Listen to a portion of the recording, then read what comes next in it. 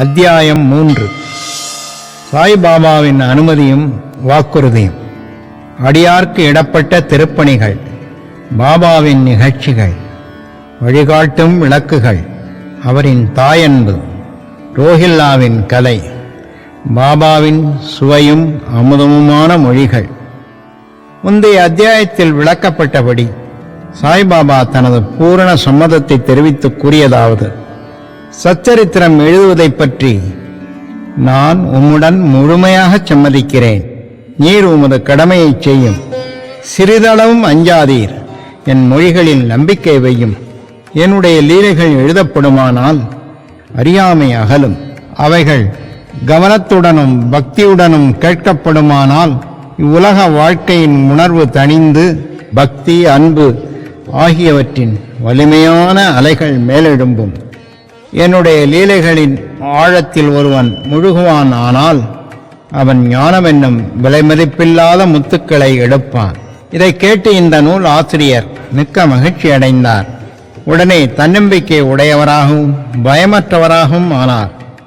இந்த பணி வெற்றிகரமாக நிறைவேறியே தீர வேண்டும் என்றும் எண்ணினார். பிறகு ஷாமா மாதவராவ் தேஷ்பாண்டேயிடம் திரும்பி பாபா கூறியதாவது: ஒருவன் என் நாமத்தை அன்புடன் உச்சரிப்பானாகில் நான் அவனுடைய ஆசைகளை பூர்த்தி செய்து அவனுடைய பக்தியை அதிகப்படுத்துவேன். என்னுடைய வாழ்க்கையையும் செயல்களையும் ஊக்கமுடன் இசையாக பாடுவானாயின் அவனுக்கு முன்னும் பின்னும் எல்லா திக்குகளிலும் சூழ்ந்திருப்பேன். बाबा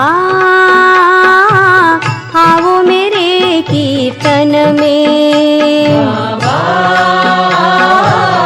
आओ मेरे कीर्तन में. என்னிடம் உள்ளத்தையும் உயிரையும் ஒப்புவித்த அடியார்கள் இந்நிகழ்ச்சிகளை கேட்டதும் இயற்கையிலேயே மகிழ்ச்சி அடைவார்கள். நம்பிக்கையுடன் எனது லீலைகளை எவனாவது இசைப்பானாயின் அவனுக்கு எல்லையற்ற பேரின்பத்தை நல்கி என்றும் நிலைத்திருக்கும் திருப்தியையும் அளிப்பேன்.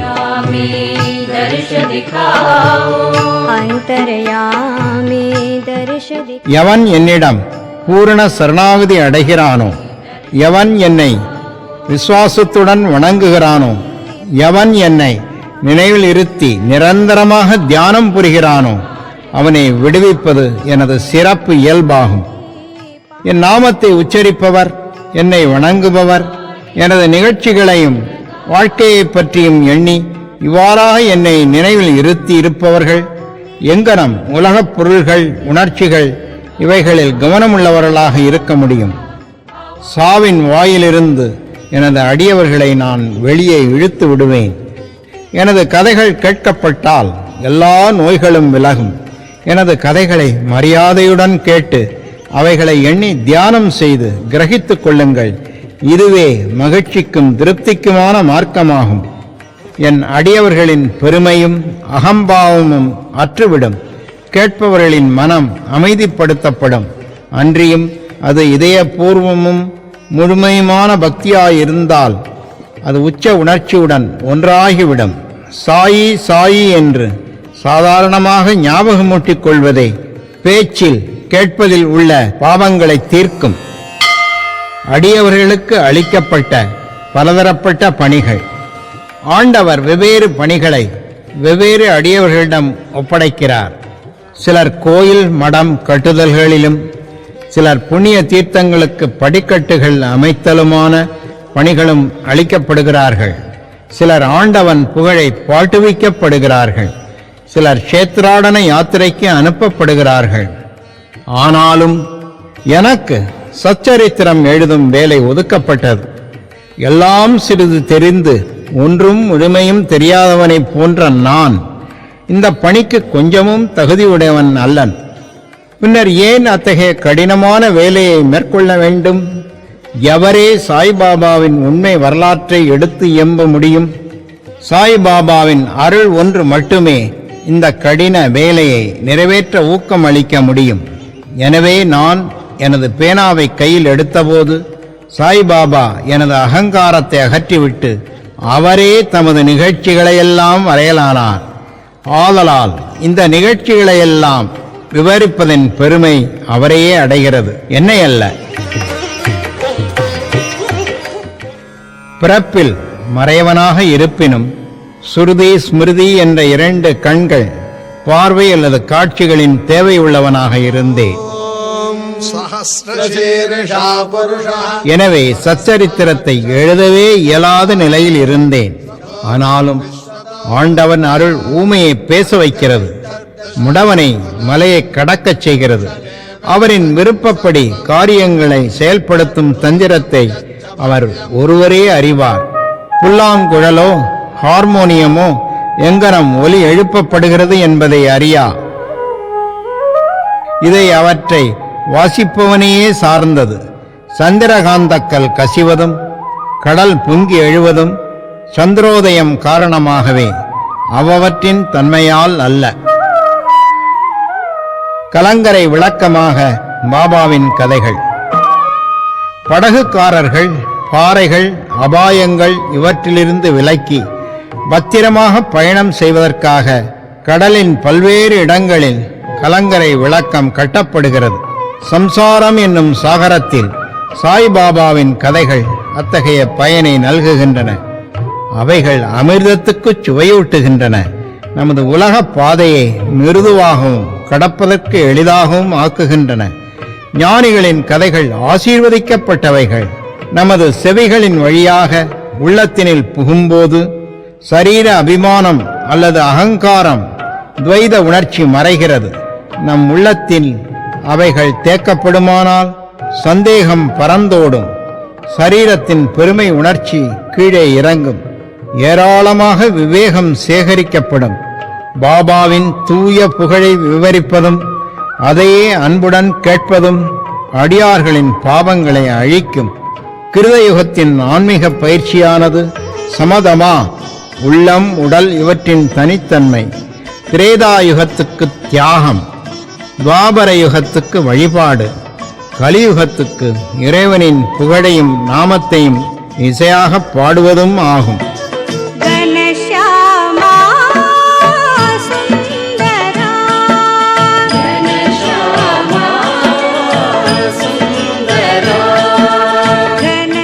கடைசி பயிற்சியானது 4 வருணத்தைச் சேர்ந்த எல்லோருக்கும் உரியதாகும். மற்ற பயிற்சிகளான யோகம், யாகம், தியாகம், தியானம், தாரணை, ஒருமுகப்படுத்துதல் ஆகியவை பழகுவதற்கு மிகவும் கடினமானவை. இறைவனது சாய்பாபாவின் புகழை செவிமடுப்பது மிகவும் எளியதாகும். நாம் நமது கவனத்தை அவைகள் மீது திருப்ப மாத்திரமே வேண்டும். இவைகளை கேட்பதும் கதைகளை பாடுவதும் புலன்கள் அவற்றின் பொருள்கள் மீதுள்ள உறவை நீக்கி அடியவர்களை பற்றறுத்தவர்களாக்கி முடிவில் ஆன்ம உணர்வுக்கு வழியமைக்கும். இந்த குறிக்கோளையே கருத்திற்கொண்டு சாய்பாபாவின் சச்சரித்திராமிருதா என்னும் அவரது கதைகளை எழுதச் செய்தார் அல்லது உதவி செய்தார். அடியவர்கள் இப்போது இந்த கதைகளை எளிதாக படிக்கவோ கேட்கவோ செய்யலாம். அங்கனம் செய்யும்போது அவரை தியானம் செய்க. சாய்பாபாவின் தாயன்பு. தனது இளங்கன்றை பசு எங்கனம் நேசிக்கிறது என்பதை யாவரும் அறிவார்கள். அதன் மடி எப்போதும் நிறைந்திருக்கிறது. கன்று பால் வேண்டி மடியை முட்டும்போது தடையின்றி பால் பெருக்கெடுக்கின்றது. அங்கனமே தாயாரும் தக்க தருணத்தில் தனது குழவியின் பசியை அறிந்து முலையமுது தந்து ஊட்டுகிறாள்.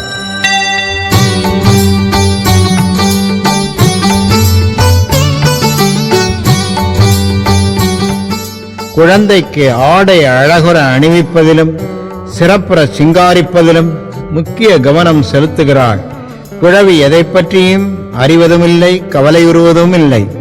ஆனால் தனது குழந்தை நன்றாக உடை உடுத்தப்பட்டு அலங்கரிக்கப்பட்டிருப்பதை கண்ணுறும் தாயின் மகிழ்ச்சிக்கு ஓர் எல்லை இல்லை. தாயன்பு விசித்திரமானது, அசாதாரணமானது, பற்றில்லாதது, இணையில்லாதது. தமது அடியவர்களிடம் சத்குருவும் இத்தகைய தாயன்பை காண்பிக்கிறார்கள். இத்தகைய அன்பே சாய்பாபா என்னிடம் கொண்டிருந்தது. அதை பற்றிய நிகழ்ச்சி கீழ்வருமாறு. நான் அரசாங்க வேலையிலிருந்து 1916ஆம் ஆண்டில் ஓய்வு பெற்றேன். கௌரவமாக எனது குடும்பத்தை நடத்துவதற்கு எனக்கு தீர்மானித்து தரப்பட்ட பென்ஷன் போதவில்லை. குரு பூர்ணிமா அன்று நான் ஷீரடிக்கு சென்றிருந்தேன். அங்கு திரு அண்ணா சின்சினீக்கர் அவராகவே பாபாவிடம் எனக்காக கீழ்வருமாறு வேண்டினார். தயவு செய்து அவரை அன்புடன் நோக்குங்கள். அவர் பெரும் பென்ஷன் அறவே போதாது. அவரது குடும்பமும் வளர்ந்து வருகிறது. அவருக்கு வேறு வேலை ஏதும் கொடுங்கள். அவரது சிந்தாகுலந்தனை தீர்த்து அவரை மகிழச் செய்யுங்கள். பாபா பதிலளித்தார், அவர் வேறு ஏதாவது வேலை பெறுவார். ஆயின் இப்போது அவர் எனக்கு பணி செய்து மகிழ்ச்சியாக இருக்க வேண்டும். அவரது உணவு எப்போதும் நிறைந்திருக்கும், ஒருபோதும் காலியாக இராது. அவர் தனது கவனம் அனைத்தையும் என்பால் திருப்பி நாஸ்திகர்கள், மதப்பற்று அற்றவர்கள், கொடுமையாளர்கள் இவர்களின் கூட்டுறவை தவிர்த்து எல்லோரிடமும் பணிவாகவும் அடக்கமாகவும் இருந்து உள்ளத்தாலும் உயிராலும் என்னை வணங்க வேண்டும். இதை அவர் செய்வாராகில் அவர் எல்லையற்ற பேரின்பத்தை அடைவார்.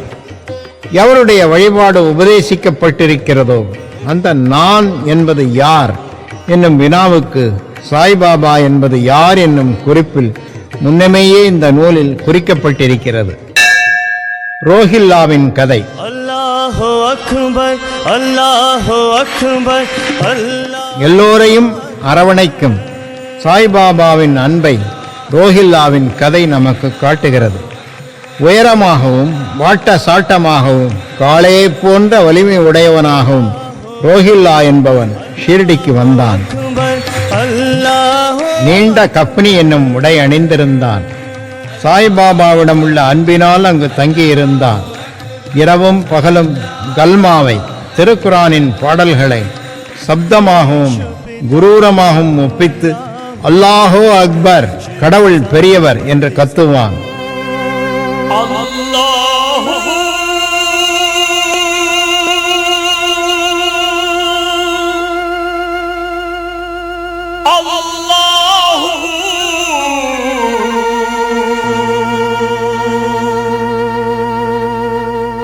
எல்லாம் உன் செயல் அல்லாஹு.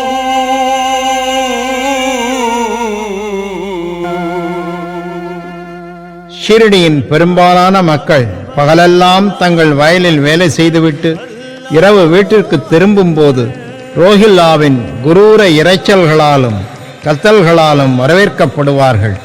அவர்கள் தூங்க முடியாமல் மிகுந்த தொல்லையும் அசௌகரியமும் அடைந்தார்கள். மௌனமாக இந்த தொந்தரவை சில நாட்கள் பொறுத்திருந்து அவர்களால் இனிமேல் பட முடியாது இந்த துயரம் என்னும் நிலை வந்தவுடன் பாபாவை அணுகி இதை கவனித்து ரோஹில்லாவின் தொந்தரவை நிறுத்தும்படியும் வேண்டிக் கொண்டார்கள். பாபா அவர்களின் வேண்டுதல்களை கவனிக்கவில்லை, மாறுபாடாக அவர்களை கடிந்தார். அவர்களை தங்கள் வேலைகளை கவனிக்கும்படியும் ரோஹில்லாவை கவனிக்க வேண்டாம் என்றும் கூறினார். அவர் மேலும் ரோஹில்லாவுக்கு சாந்திப்பி என்னும் மிகவும் கெடுதலான மனைவி ஒருத்தி இருக்கிறாள் என்றும் அவள் உள்ளே வர முயன்று ரோஹில்லாவையும் தம்மையும் தொந்தரவு செய்வதாகவும், ஆனால் ரோஹில்லாவின் பிரார்த்தனைகளை கேட்டவுடன் அவள் உள்ளே நுழைய துணியவில்லை என்றும், ஆதலால் அவர்கள் மன அமைதியுடனும் மகிழ்ச்சியுடனும் இருக்கிறார்கள் என்றும் கூறினார். உண்மையில் ரோஹில்லாவுக்கு ஒரு மனைவியும் கிடையாது. அவனுக்கு மனைவியாக பாபா குறிப்பிட்டது துர்புத்தி, அதாவது கெட்ட எண்ணங்களாகும். ஏனெனில் வேறு எதை காட்டிலும் கடவுளிடம் வேண்டிக் கொள்வதிலும் முறையிட்டு பேரிரைச்சல்கள் செய்வதையும் பாபா விரும்பினார். அவர் ரோஹில்லாவின் பக்கம் இருந்து ரோஹில்லாவின் இரைச்சல்களையும் கூக்குரல்களையும் பொறுத்து கொள்ளுமாறும் அவை சீக்கிரம் மறைந்துவிடும் என்றும் கூறினார். பாபாவின் இனியதும் அமிர்தத்தினை ஒத்த வார்த்தைகளும். ஒரு நாள் மத்தியானம் ஆரத்தி முடிந்த பிறகு அடியவர்கள் தங்கள் இருப்பிடங்களுக்கு திரும்பிக் கொண்டிருந்தார்கள். அப்போது பாபா கீழ்கண்ட அழகான அறவுரையை விடுத்தார். நீங்கள் எங்கு வேண்டுமானாலும் இருங்கள், என்ன வேண்டுமானாலும் செய்யுங்கள். ஆனால் இதை ஞாபகத்தில் வைத்துக் கொள்ளுங்கள், நீங்கள் செய்வது அனைத்தும் எனக்கு தெரியும். நானே அனைவருடைய அந்தரங்க ஆட்சியாளனாக இருதயத்தில் அமர்ந்திருக்கிறேன். இந்த உலகின் கண் அசையும் அசைவற்ற சர்வ ஜீவராசிகளையும் நான் அரவணைக்கிறேன். இந்த பிரபஞ்சம் என்னும் தோற்றத்தை நானே கட்டுப்படுத்துபவன், ஆட்டுவிப்பவன். எல்லா வர்க்கங்களின் மூல மாதா நானே. முக்குணங்களின் கூட்டுறவும் நானே. நானே எல்லா உணர்ச்சிகளையும் உந்துபவன், படைப்பவன், காப்பவன், அழிப்பவனுமாம். என்பால் கவனத்தை திருப்புகின்றவனை எதுவும் துன்பம் விளைவிக்காது. ஆனால் மாயை என்னை மறந்தவனை ஆட்டி உலுக்கும். எல்லா பூச்சிகள், எறும்புகள், கண்ணுக்கு தென்படுபவை, அசையக்கூடிய அசைய முடியாத உலகம் எல்லாம் என்னுடைய உடம்பு அல்லது உருவம் ஆகும். இத்தகைய அழகான விலைமதிப்பற்ற மொழிகளை கேட்டு இனிமேல் எனது குருவை தவிர வேறு யாருக்கும் நான் பணிவிடை செய்யப் போவதில்லை என்று என் மனதில் நான் தீர்மானித்தேன். அண்ணா சின்சினிக்கரிடம் பாபா விடுத்த பதில் உண்மையில் அது எனக்கானதாகும். அதாவது நான் ஒரு வேலை பெறுவேன் என்னும் எண்ணம் என் மனதில் சுழன்றது. நான் அங்கனம் நிகழுமா என்று எண்ணிக்கொண்டிருந்தேன். எதிர்கால நிகழ்ச்சிகளை கண்ணுறும்போது பாபாவின் வார்த்தைகள் உண்மையாயின. நான் ஒரு அரசாங்க உத்தியோகத்தை பெற்றேன். ஆனால் அது குறுகிய கால அளவுடையது. பிறகு நான் சுதந்திரம் அடைந்தேன். என் குரு சாய்பாபாவுடைய சேவைக்கு என்னை பூரணமாக சமர்ப்பித்தேன்.